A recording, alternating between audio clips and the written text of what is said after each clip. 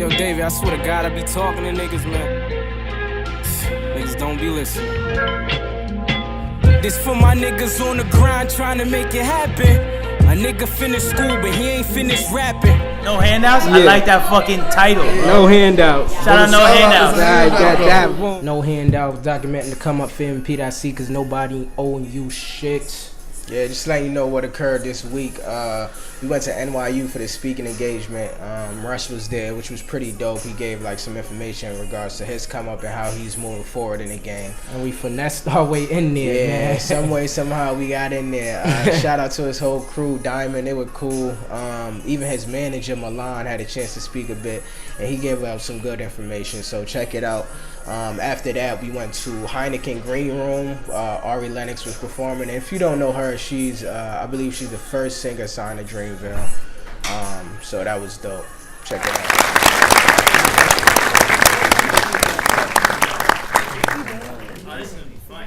The Wolf was recently certified platinum and has yet to fall out of the top. I don't want to break the news yet, but okay, I guess we just broke the news. Yeah, okay. It's platinum. Okay, well, we can talk more about that in a minute. Russ's signature anthems, What They Want and Losing Control, have both been certified double platinum. Correct. By the RIAA. He is a native of New Jersey and currently resides in Atlanta. Russ really is an inspiration for independent artists here in the United States, and I think now all over the world. And at just 25 years old, Russ has only begun to scratch the surface of what we think will be a brilliant career. We are honored to host him here at NYU Steinhardt, and once again, please join me in welcoming Russ. You've achieved massive success in this mode without really caring much at all about current radio trends or really any other trends. So share with us who or what inspired you to do it in this independent way. How did that happen? I think what inspired me to do it where it's like I'm not looking for any kind of handouts or collabs or whatever was kind of just a means of survival. You know what I'm saying? Like when you're sitting in the basement and you know nobody and you're trying to get on, you're like, you have no choice. You gotta you gotta figure out how to make a song. That's what it was. I was sitting in the basement, I was like, okay, I don't even know what a mixer is or an engineer or any of that. I just know I wanna make a song, so I gotta bang on these buttons until it sounds good. You know what I'm saying? So it was really like what inspired me was the love to make music and the idea of wanting to make my own songs and having no one around and being like, yo, I gotta figure this out. So your company is called Diamond. Correct. Does it stand for something? Like, how do you come up with that? So first of all, spell it for everybody. DIEMON, and it stands for Do It Every Day, Music or Nothing. Ah. Yeah. Okay. Right. So it was when like. How did you come up with that? Yeah. So when we were 17, me and Boogus, who is my best friend since I was 12, that's who started it with me, and we were like driving around. He's like, "Yo, I got a name, Diamond," and he told me what it stood for. Honestly, it started out as a website because this is back in 2010. We used to be dropping songs on like LimeWire and MediaFire, and you know what I'm saying? Like there wasn't all these other like platforms out like that. Like SoundCloud was still kind of like whack. You feel me? So we were like, oh okay. And Apple Music wasn't out, Spotify wasn't banging like that. So we were like, yo, we just need a website to host our own music. We don't want to keep telling people to go to MediaFire, and it's this weird like. Was anything that happened in maybe in any interactions that you had with anybody kind of in the music business food chain that had you kind of get resolute about doing it that way? No, like I said, it was really just. I'll give one example. Because I just started out producing, and I was just making beats for Boogus. That's it. I was just producing it, and obviously engineering it and mixing it. But like I said, back then, I didn't know what that was. It was two friends hanging out in the other friend's basement, and he's like, yo, let's make a song. So I would like press record and like fix the volumes and put effects. Like now I later figured out that, oh, that's mixing. But we don't know what the fuck we were doing. We were just pressing buttons and stuff. But we used to, it's funny, we used to send it off to Ali, Mixed by Ali, which is Kendrick's guy. Back then, this is 2010. We found him because Boogus was on Twitter and just, we used to just talk shit on Twitter to get people's attention, which is funny. That's what a lot of people do to me now. So, but we used to do that, and we got his attention, and so he was mixing some of our songs, and this is a long, long time ago, and he was mixing some of them, and like, we loved some of the mixes, but then it got to this point where it was kind of like, instead of waiting for, a week or whatever, and he was great, but I was like, yo, we should just like do our own thing. You know what I mean? So, like I said, it's really that survival. But that was like a moment where it was kind of like we were getting it mixed by him, and then we would pay $100 to go get it mixed by or mastered by Universal's whatever, because you can just literally sign up and just have them mastered. But after that, we were like, yo, I'm not really like crazy about how all this sounds, like, and we want to develop our own sound, so like, let's just do it all ourselves. I don't want to jump ship too early.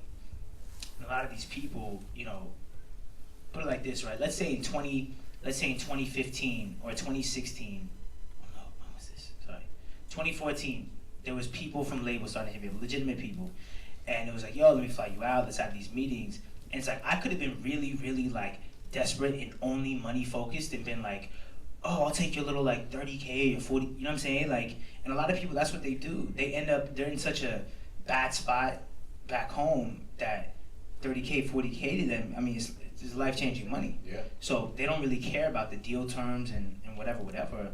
And 30K or 40K back then would have been life-changing. But I was still like, yo, it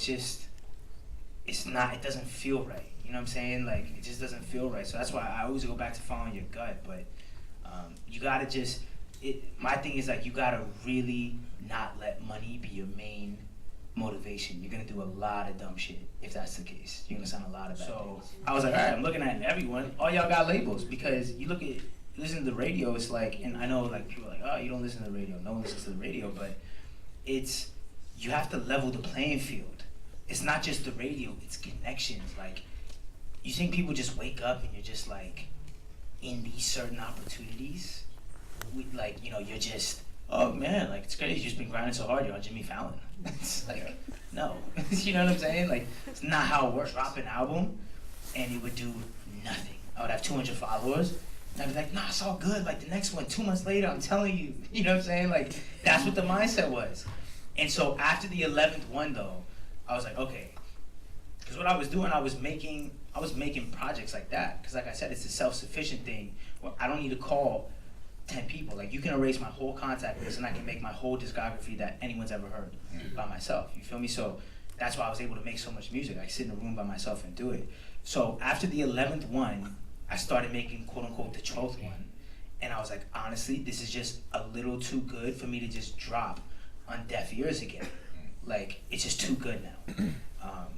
For whatever reason, a light switch. And then I started looking around. I started looking at SoundCloud, and I was like, these people who drop albums on SoundCloud, the first song always has the most plays. The second one has a little bit less. And then the one with the feature, has a lot. But it's always the first song has the most plays. Yeah. Why is that? Because everyone's got enough time to just click on you once and listen to your first song. After that, it's like, I'm out, right? So I was like, okay, what if I switch up the whole business model? What if I drop 1-song albums every week? That's all y'all down to listen to anyway. So that's what I started doing. I was like, yo, you know what? I'm gonna go away for a couple months, which back then was really bizarre for me. I was dropping 20 songs every 3 months.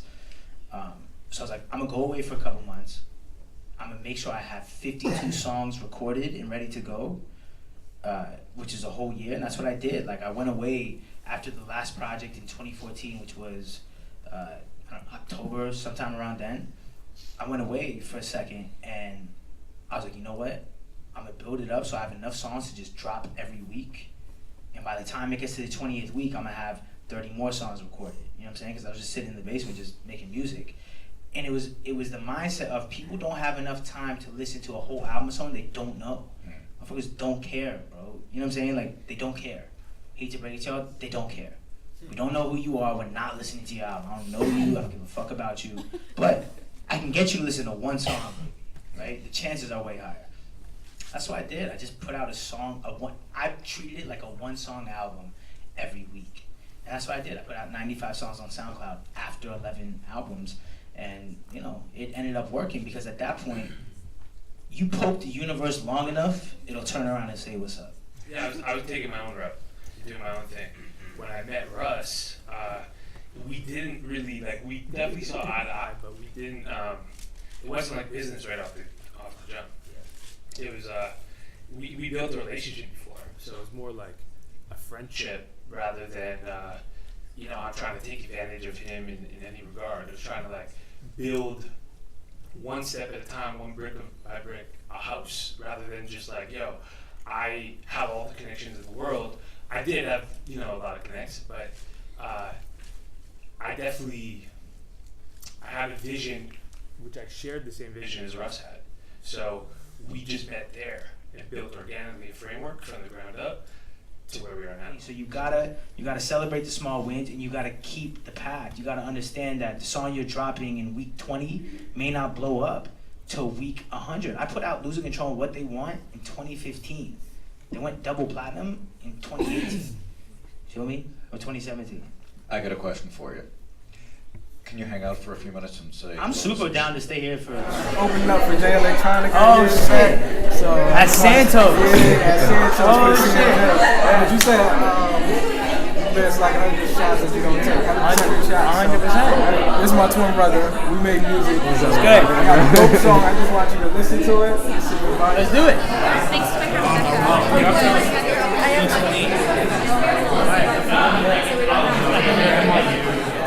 That bus move. Sick. Lon has been talking. Thank you. Yeah, let's do it. Thank you.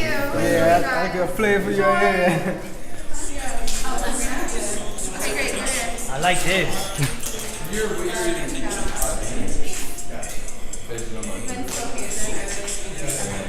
I like the melody. Thanks, appreciate it.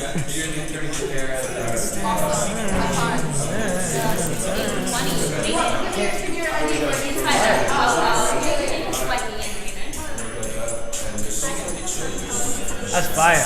Good songwriting. Appreciate it.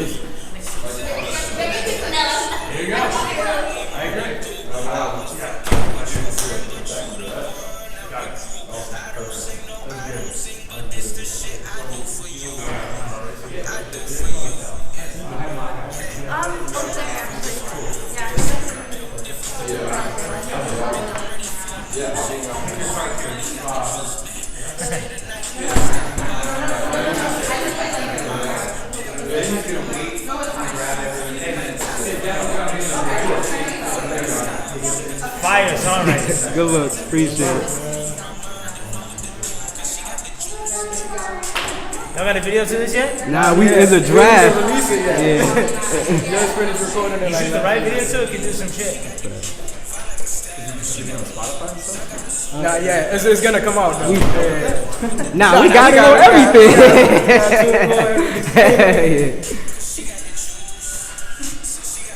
We just finished it last week. Yeah. You guys, I have a question for Russ as well, but Is you right here? Yeah, this is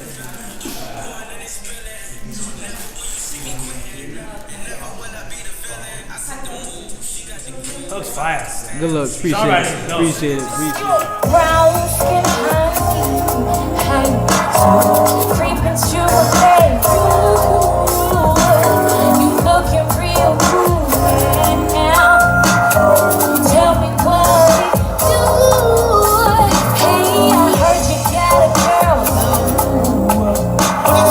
What's it got to do with me? Sweet Ratchetness on a beautiful hip hop soulful ass vibe.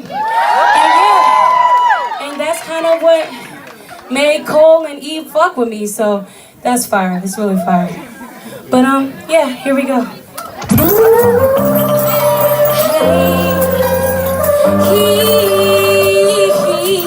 Where my smokers in the building? Hey, where you at? Rock.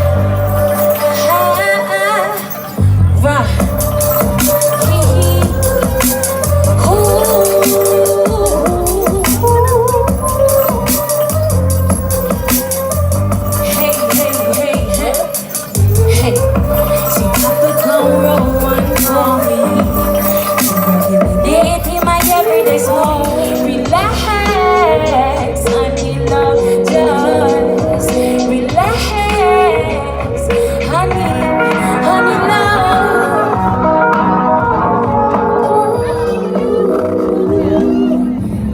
Peace, y'all. Thank God for Panic Attack.